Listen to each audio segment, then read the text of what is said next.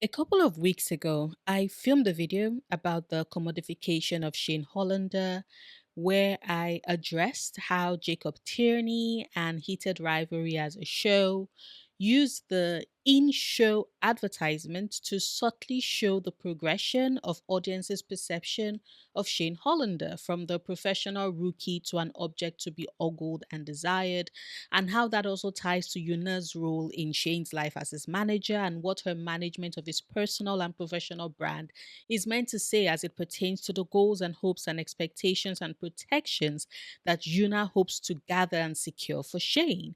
Now, a lot of you enjoyed it, and I did mention that I also had plans to make another video to talk about Ilya as well, because I do think it's important to address what the absence of his advertisements could possibly mean to the story, how it shows the clear delineation that the league has as it pertains to him and Shane, how that spilled over into how they are both marketed, and how it's further tied into his absence of family and support system, something that Shane has in spades with Yuna, but Ilya does not. After all, there is a price to being Ilya Grigorievich Rozanov.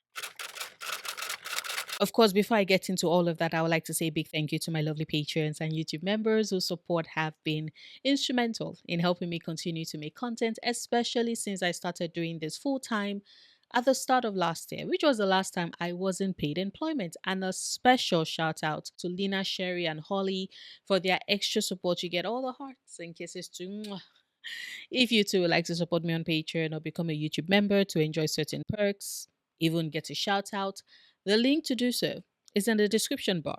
And with that said, like I've said in a previous video, I do think that the choice to have Ilya's first commercial upon his entry into the Major Hockey League be one that is centered around a brand that services the sport, i.e., CCM, and to have that same commercial be one that he gets to share with Shane, I think that choice is a pretty obvious one as far as the brand and the league itself is concerned. Yes, he is the number one draft pick of their season, but he's still pretty affordable compared to more expensive players, and so CCM would get a great deal for their buck.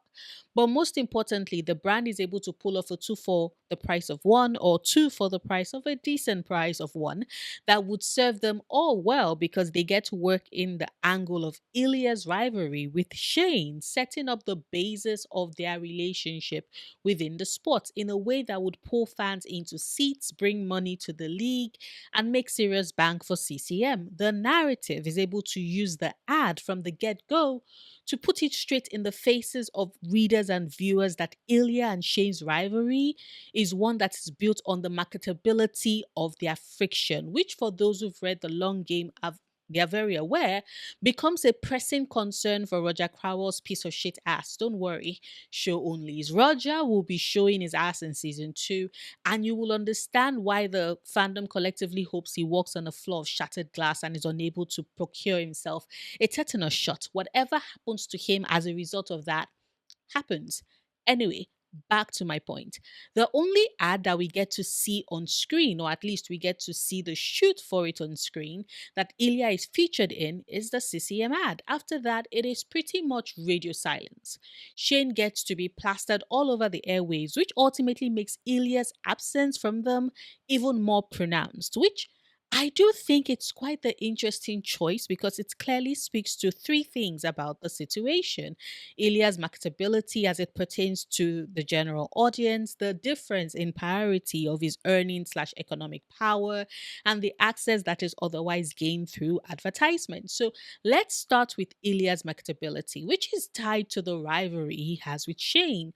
Because upon their entry into the league, other than them being split according to their play styles, Shane for his speed and high hockey IQ, Ilya for his strength and how he's able to get beneath his opponent's skin, which are two aspects of the sport that different fans and teams prioritize.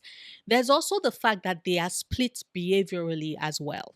Shane is the Canadian good boy with his proper manners, the golden boy of hockey, who holds that pseudo title with Scott Hunter, another player who is quite famous for his good manners and sportsmanship. It's the reason why everyone was shocked when they both dropped gloves and proceeded to attempt to fight, because that's just not the persona that they've kept or maintained in the league. Compare that with Ilya, who chirps and baits his opponents, getting under their skins until things erupt and they proceed to drop gloves and start fighting each other on the ice. The physicality of the sport is something that Ilya doesn't just love, he thrives on it. And it is one clear way in which he is markedly different from Shane, which then spills over into how he is marketed or not marketed as we see in the show, which is further proven by their very different lifestyles when they are off the ice as well.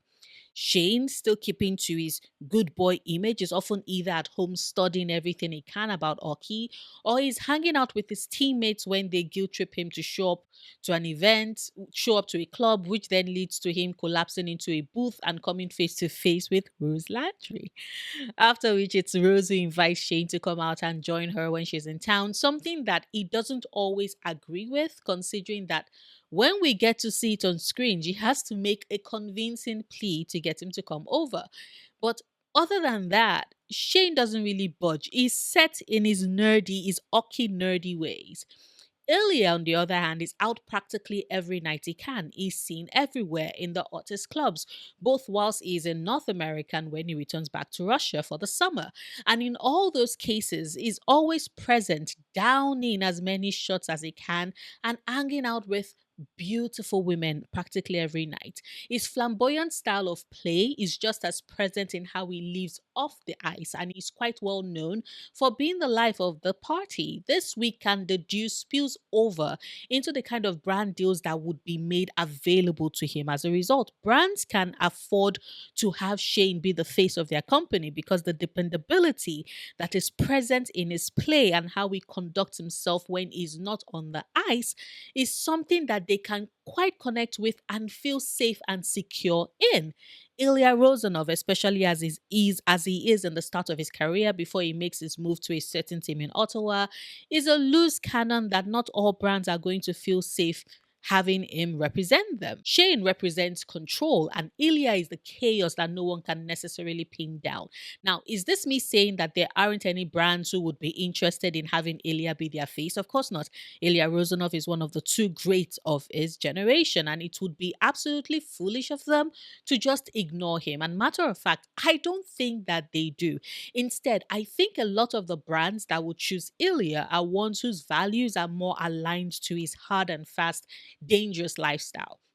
That would mean that they are the perfect fit, namely fast cars and hard liquor brands. And some of those type of brands are not necessarily ones that want to place advertisements on television. It's possible that what they do is invite Ilya to their showrooms and do appropriate PR with him in their cars for their select audiences, or they invite him for tastings and parties and events and clubs.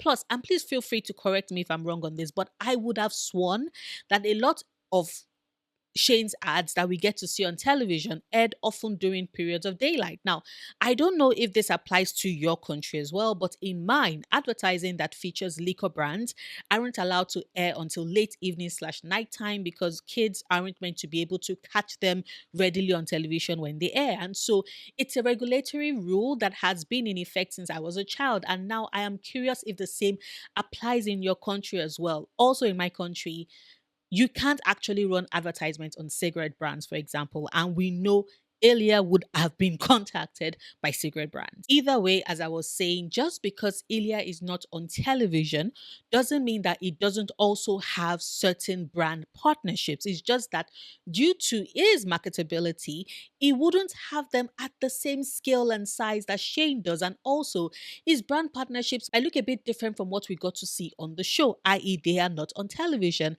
And then there's the access. Now, the thing I find interesting, or the thing my brain clocked and read as interesting interesting on one of my many rewatches of the show was the fact that it is possible that the ad served another purpose within the narrative. They could be a window through which we are meant to get to see the audience in universe taking bits of Shane that they otherwise have no access to when he isn't playing hockey. Kind of like the documentary that was made about living in the cottage. Like, sure, the ads aren't actually Shane. They're just merely in propping up a persona that is used to sell the brands. But the thing about advertising is that to compel the audience to want the product being sold to them, especially if it is being done via a brand ambassador or the use of a celebrity to be a successful piece of advertisement, it is important, imperative even, to attempt to paint a feeling of closeness between who is selling the product and the person watching the ad. For a celebrity endorsement to be effective, it needs to feel like for a brief moment, you as the audience are getting a brief glimpse into the life of said celebrity and how the product comes to bear in their lives. For a character like Shane, who barely leaves his home when he's not playing a game or practicing or working out, the ads are the little brief glimpses of him outside of the game that the audience, his fans get access to. Compare this with Ilya, who is the renowned party boy, which means that he is practically gossip magazine fodder at this point. Ilya Rozanov is everywhere. The fans get to live vicariously through him and his escapades that he's absolutely unapologetic about. And I do think that that matters and bleeds through. We get to see how Shane is slowly perceived through the years as he reaches levels of success and desirability within the sport.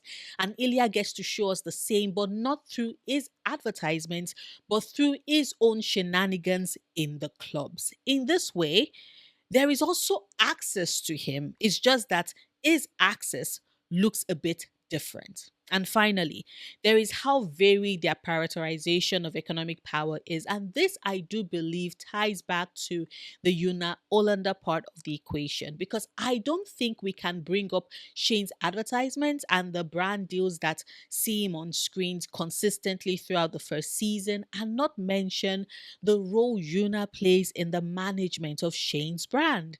Even before their rookie season starts and she's bringing him up to speed on the Reebok brand deal at the CCM shoot, we established from the onset that Yuna as a momager is both helping to manage Shane's expenses whilst at the same time guiding him with regards how he should be perceived within the sport, i.e., a representation that kids like him can look up to. That is important because being clear about what Shane stands for means that when brands do approach him, there's already a clear direction with regards what they hope to gain from their partnership and how Shane fits into the broader picture of that. And we get hints of that from the email exchange, for example, with Rolex that Juna reads to Shane and David.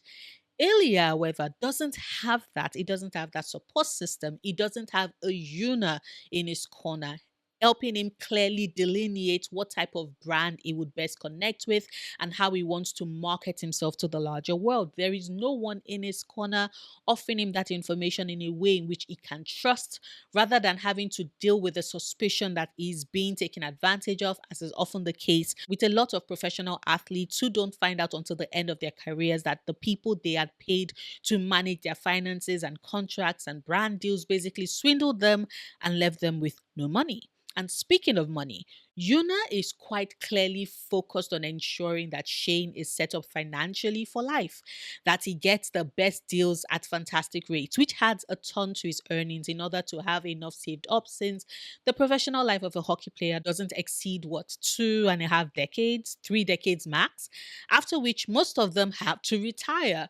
All that money is going towards a nest egg for the future, hence why she keeps pushing for Shane to be in as many ads as possible to cement his relevance within the scene, yes, but also to earn what he is worth. This is a bit different from Ilya, who, other than splurging on fast cars, which is his vice in the books, has learned since he was 18 that his family is waiting on the other end of the line to ask him for money over and over and over again as quickly as he can earn it. That is all that they want from him, all that they expect from him. And I do think that That most likely colored Ilya's disinterest in taking as many brand deals as Shane has done, because Shane's ads all went towards the financial security his mother wants for him. Ilya's, on the other hand, I am of the opinion, probably has to wrestle with the fact that the more he puts himself out there to earn more money, the more likely Alexei is to ask him for more money, especially if some of those ads find their way over to him in Russia. More ads wouldn't mean more money for Ilya. It would instead create more opportunities for his family to fleece him some more. They already take as much as they can from the money he earns whilst playing hockey. Adding more advertisement to the mix would be creating even more ways that they can take from him, that they believe they are entitled to him. And Ilya probably doesn't want that. But of course, these are just my thoughts. I would, as always, love to hear yours. Whether or not you agree with me, please share them in the comments. Like this video, however, if you've watched this far and haven't done so yet, but enjoyed anything of what I had to say, share it so others can find my channel as well. Or you can check out my gaming or ASMR channels if they sound like something you might be interested in. I have them both linked in the description bar. I will see you tomorrow with a new video. Until then, do remember, obsessing over the things you love, perfectly valid coping mechanism.